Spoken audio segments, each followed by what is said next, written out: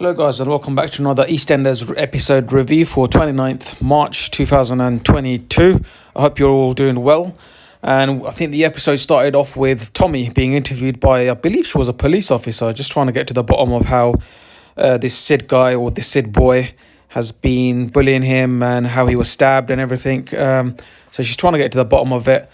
And he's just answering as truthfully as he can. The thing is, again, I said in my last episode, he's a tremendous actor, and he can just play that role really well, where he knows he accidentally just stabbed someone, but he's also trying to be truthful, but just everything, like from his body language, from his quietness, from his display of energy, like he's tired down, worn down. For a kid, that's just tremendous acting.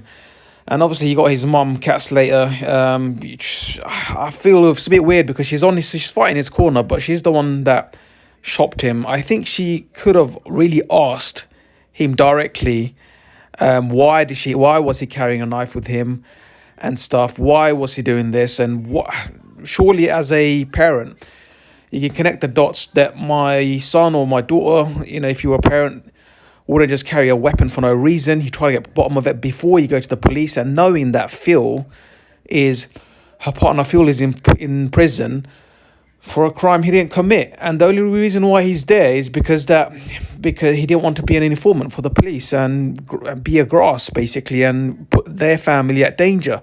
So she should know. I don't know. I just find it very odd that with her partner in prison, why would she risk getting the police involved? A normal person wouldn't do that. I know it's wrong, and I know she's trying to do the right thing, but at the end of the day, it's just given the circumstances, and my point is she didn't even do it in a bit more digging.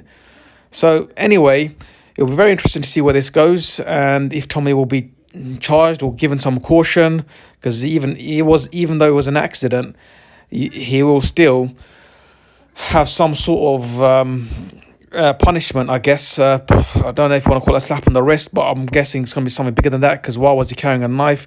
And knife crime is and should be taken very seriously, carrying a knife.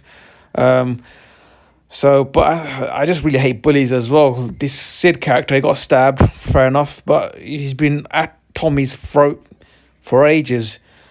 Now, moving on to this Chelsea's storyline.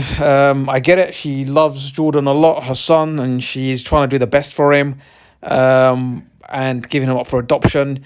She's not really thinking straight because everything else has happened. Gray's passed away. I mean, she's been resilient ever since she's been come out of hospital after she's given birth, or she's been absolutely resilient. Like, she's been putting up a lot, even domestic abuse, because Gray even grabbed her and stuff. So I don't know. I just find it very hard. Maybe you wouldn't know the human psyche, but very hard to believe that all of a sudden she can't cope anymore, because every time she looks into the child's eyes, she reminds her of Gray. But she was living with Gray. She was sleeping right next to him, for knowing that he was a murderer, for at least about a couple of months. The storyline doesn't really add up in terms of the character kind of resilience, because she was completely great, doing well, hiding the fact that she knows all about Gray, or keeping it from him. But now now that he's gone, put in prison, he's away, and now she's feeling weak. I'm not sure if that really. Denise is obviously trying very hard to persuade her to keep Jordan, and I do kind of feel like Denise is saying it a bit from experience as well, knowing that, because I think she will never admit it, but she probably believes herself that it was a mistake giving up her son Raymond.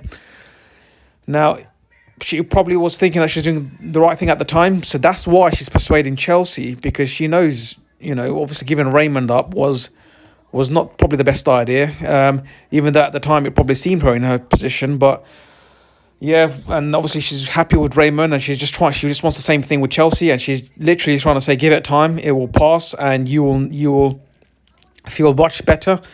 Unfortunately, Chelsea's not listening. She just wants her mum's support, which is fair enough, but I do feel like Chelsea's going to regret this one. And the whole storyline, I just don't like this whole, because Eastenders have done it before and they've done it again, just giving up a child not for no reason, but just very, I can't really explain it. It's just very unnecessary, because Yeah, it's what did the child ever do to go up for adoption? He or she didn't bring asked to come to this world, so who knows? We'll see. I hope she doesn't give him up because Chelsea's life at least had some sort of more interest and more depth to it because before Jordan, she wasn't really doing much, was she? She was just partying or going out. Okay, fair enough. You want to call that having fun. But they weren't really giving her much storyline. So without the child, there's not going to be really much for her. I know it's bad to say, but let me know what you think below on the comments. But that's just my opinion only. And you're more than welcome to differ. What else happened in the episode? So Phil, again, he's in prison, had a meeting with Kat. I found it a bit funny when Kat said, whilst you're watching Bargain Hunt all day in prison on the TV and she's doing like working her fingers to the bone or something, keeping the family together and at work. But I think that was a bit unfair as well because the reason why Phil handed himself in is because to protect the family.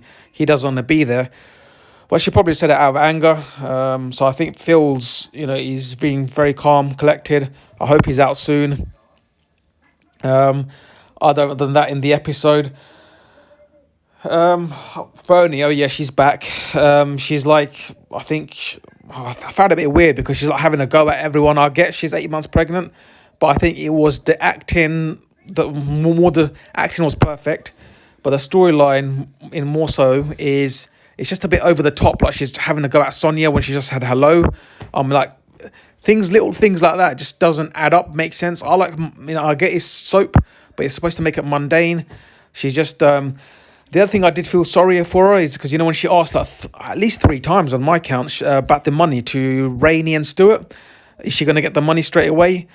They were just like smiling, like fake smiling and nodding along. And they were just saying, yeah. Well, we all know as viewers where that's going. There's definitely going to be some issues with the money. And I feel sorry for Bernie.